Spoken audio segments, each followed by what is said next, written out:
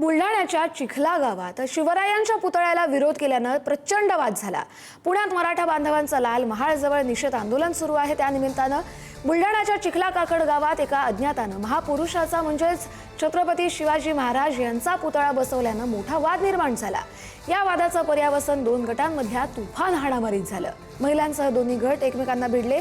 या राड्यात अनेक नागरिक जखमी झालेत आणि त्यानंतर गावात सध्या प्रचंड तणाव निर्माण झालाय। दुसरीकडे या वादाला मराठा विरुद्ध वंजारी असंही रूप दिले जाते, असाही आरोप केला जातोय। शिवरायांच्या पुतळ्याला विरोध नाही, मात्र जागेबाबत मतांतर असल्याचं दुसऱ्या गटाचं म्हणणं आहे। संघर्ष योद्धा मनोजदादा जरांगे पाटलांनी चिखला गावाला भेट दिली। त्या ठिकाणी दादांनी स्पष्ट भूमिका मांडली। येत्या 25 तारखेपर्यंत संबंधित आरोपींना अटक नाही केली, या इजाड्या सरपंचाला जर अटक नाही झाली तर अख्खा महाराष्ट्रातील मराठा समाज तसेच अन्य समाज हा चिखला गावात दाखल होईल आणि त्यानंतर तिथं जी काही परिस्थिती निर्माण होईल, तिथं काही कायदा सुव्यवस्थेचा प्रश्न निर्माण होईल, त्यासाठी सर्वस्वी सरकार जबाबदार असेल।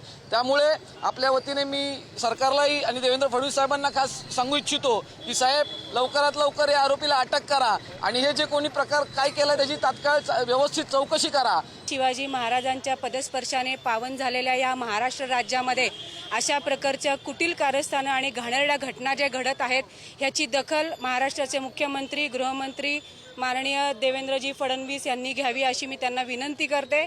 त्यानंतर जी घटना घडली परवा दिवशी, छत्रपती शिवाजी महाराजांची जयंती साजरी करू नये, त्यांचं स्मारक उभारू नये, त्यासाठी तेथील वंजारी समाजाच्या बांधवांनी आणि स्पेशली तिथल्या सरपंचांनी माझ्या माता भगिनींवरती हात उचलला, मारहाण केली, त्यांचे कपडे फाटेपर्यंत त्यांना मारहाण केली। ही कुठल्या पद्धतीचं हे राजकारण आहे आणि कुठल्या पद्धतीचा हा जातीवाद आहे, याचं उत्तर त्या सरपंचांनी आणि त्यांच्या वंजारी समाजाच्या बांधवांनी द्यावं।